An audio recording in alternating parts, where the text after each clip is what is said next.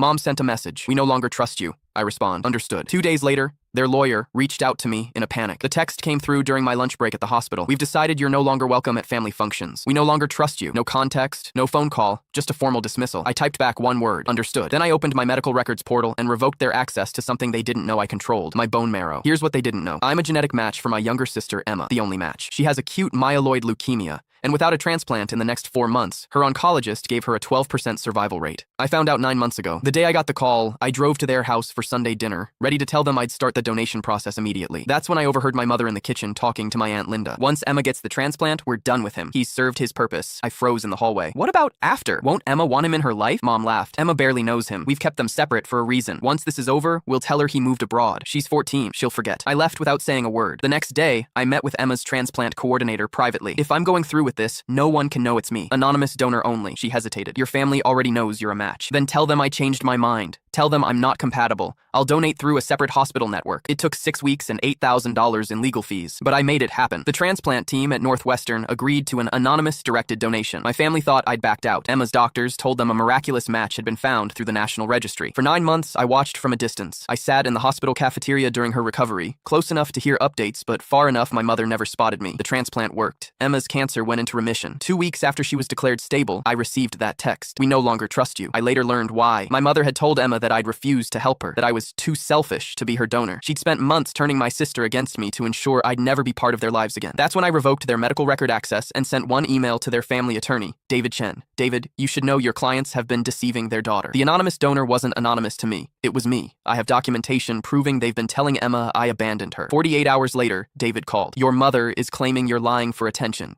She says the donor came from the National Registry. Check the dates. I withdrew from their list the same day I signed with Northwestern's anonymous program. The transplant coordinator has everything. Silence. David withdrew from their case that afternoon. One-line email. Some things matter more than attorney-client privilege. My mother tried calling 11 times that night. I didn't answer. The next message came from Emma's therapist, Dr. Sarah Patel. I need to speak with you urgently. Emma's been told something causing severe distress. We met at a cafe. She showed me her notes, months of sessions where Emma cried about how I didn't love her enough to save her life. Your mother told her you said the donation would be too much of an inconvenience, Dr. Patel said quietly. I slid the donation records across the table. I was in the hospital room next door during her transplant. Dr. Patel's expression shifted from confusion to anger. Emma deserves to know the truth. Last week, Emma called me for the first time in 10 years. Her voice was small, shaky. They told me you saved my life, that you did it without me knowing because you didn't want me to feel obligated. I'm sorry I believed them when they said you didn't care, she whispered. You were a kid dealing with cancer. You believed the people you trusted. That's not your fault. My mother sent one final text. You've destroyed this family. I hope you're satisfied. I replied, I didn't destroy this family. I just stopped letting you use me to build your lies. Then I blocked her number.